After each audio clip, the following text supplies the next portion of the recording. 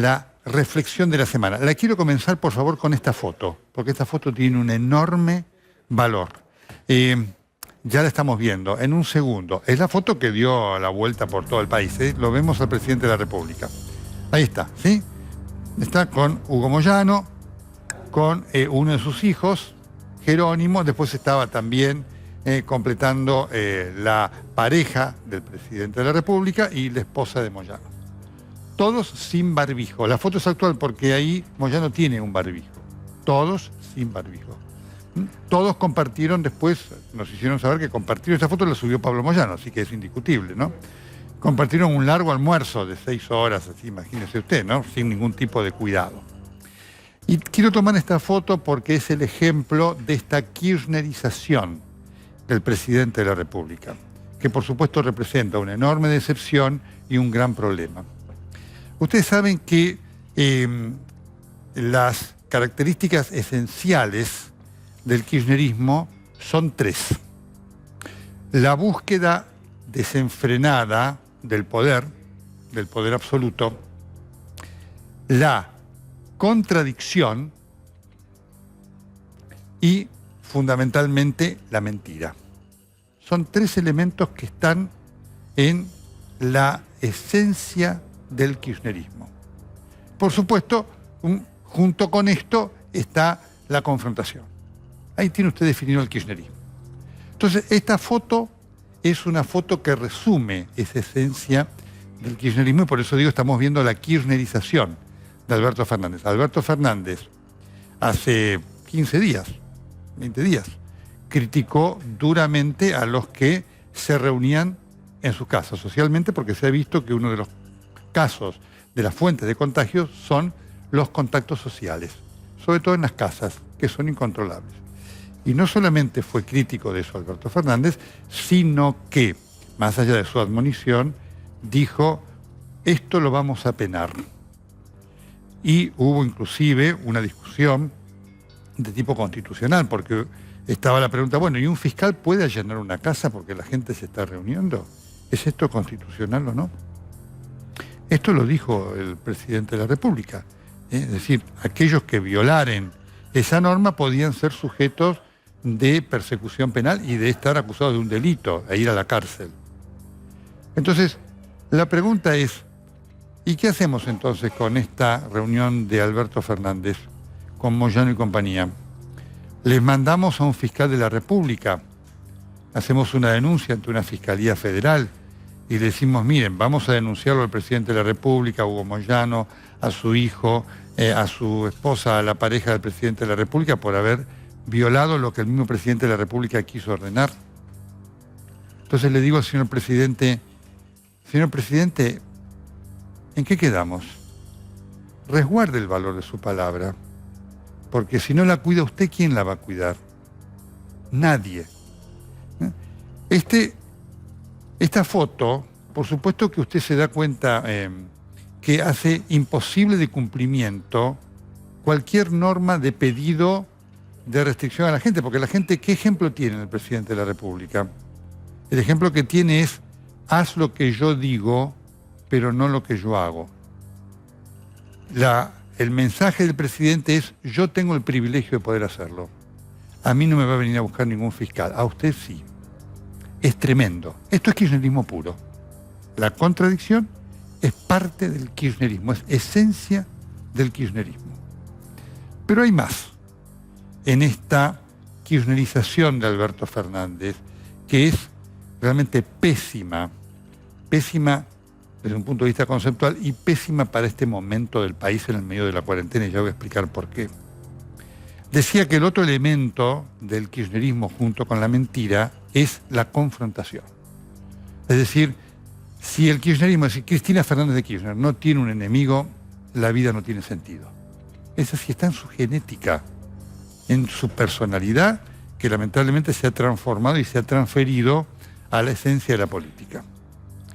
Y Alberto Fernández, que llegó al poder prometiendo terminar con la grieta, no viene haciendo otra cosa desde hace más o menos un mes que ahondar la grieta. Y esto lo vemos a diario, lo vimos ayer, por eso ayer no hubo en el anuncio una reunión tripartita, que es lo de menos eso, porque esas reuniones ya no conducían a nada. Pero el tema fue ese, lo vimos ayer criticando a Horacio Rodríguez Larreta y a la ciudad de Buenos Aires, en una inauguración que hacía en la provincia de Santa Fe. Lo vemos además en lo que es su actitud de cada vez menos diálogo con la oposición y además en su actitud de impulso a iniciativas que claramente tienen un estirpe kirchnerista. Quiero decirle al presidente de la República que es lo peor que puede hacer para este momento y que es una irresponsabilidad de su parte porque esto tiene consecuencias para la pandemia. ¿Sabe por qué? Porque cuando se politiza y se divide, entonces cualquier medida termina estando analizada no por la racionalidad de la medida, sino por la ideología o el ideologismo. Entonces, para los que son kirchneristas, las medidas de aislamiento son muy buenas, excelentes. Para los que no, no. Entonces, a mí me parece increíble que el presidente de la República no advierta la gigantesca irresponsabilidad en la cual ha caído. Porque ya vamos a estar hablándolo con el doctor Suez, si hay algo que necesitamos es que se sigan cumpliendo las medidas de aislamiento, uso del barbijo e higiene, junto con la flexibilización que tiene que ocurrir indiscutiblemente. Cuando Alberto Fernández divide políticamente, pone a todas las medidas médicas bajo la influencia de la ideología. Y esto es fatal. Se vio el 17A y se va a ver en muchas más marchas que va a haber en el país si el presidente no corrige este rumbo de kirchnerización que sin duda ha adoptado ya claramente, mostrándose como un súbdito de Cristina Fernández de Kirchner, que claramente, confirmando lo que siempre decimos, las patologías de conducta son incorregibles. Cristina es incorregible, su patología es incorregible y se expresa en cada momento, en cada circunstancia en la cual ella puede ejercer el poder. Hay un elemento muy importante para tener en cuenta desde el punto de vista técnico, que nos permite entender el valor institucional de la reforma judicial que ha generado el bochorno de la semana. Desde el punto de vista técnico, Cristina busca con la reforma judicial la impunidad. Desde el punto de vista político, por eso Cristina tenía necesidad de llegar al poder. La búsqueda de la impunidad le llevó a decir a Cristina Fernández de Kirchner que esta no es la reforma verdadera. Dijo una verdad. Hay un tema técnico importante para tener en cuenta. Esta reforma judicial mamarracho, que se aprobó en media sanción en el Senado, contempla la creación de juzgados federales y demás. Ya a Cristina no le sirve, porque ella está en otra instancia, necesita algo más arriba. ¿Qué es más arriba lo que necesita la Corte? Necesita una Corte adicta. Por eso esta reforma no le sirve. Le sirve la reforma de la Comisión Beraldi, la que está estudiando, esto lo vamos a hablar con el doctor Lanuse, la comisión que preside su abogado, un hecho insólito, que el abogado de una de las principales acusadas de corrupción en la República Argentina encabeza una reforma de la justicia. Tremendo, tremendo. Usted lo cuenta en El Mundo y no se cree, parece una cosa del peor humor. Entonces, obviamente, Cristina, ¿qué instancia necesita para poder tener impunidad? La reforma de la Corte. Necesita cooptar la Corte. Necesita coparla con jueces que le respondan. Para eso necesita otra reforma. Eso mismo es lo que hizo Menem. Menem, cuando asumió en el año 89, se dio cuenta que para llevar adelante ese gobierno profuso en hechos de corrupción, necesitaba una corte adicta. ¿Cómo logró la corte adicta? Con la ampliación del número de miembros. Es lo que quiere Cristina y tras eso va.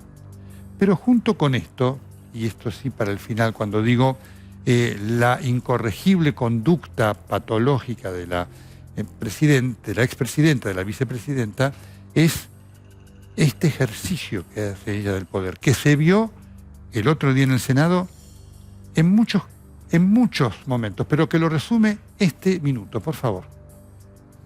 Viendo más oradores.